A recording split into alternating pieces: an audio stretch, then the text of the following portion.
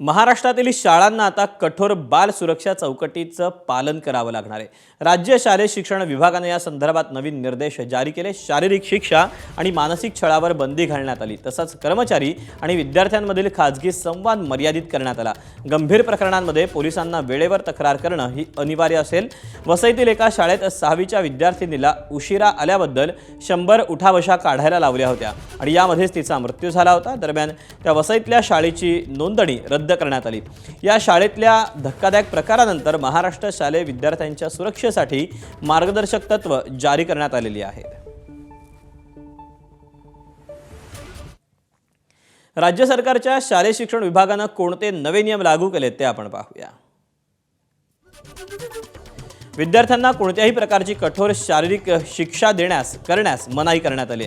हातावर छड्या मारणं, रूलर बेल्ट न मारणं हे मनाई करण्यात आलं आहे। कान किंवा केस ओढण्यावर देखील आता निर्बंध असणार आहेत।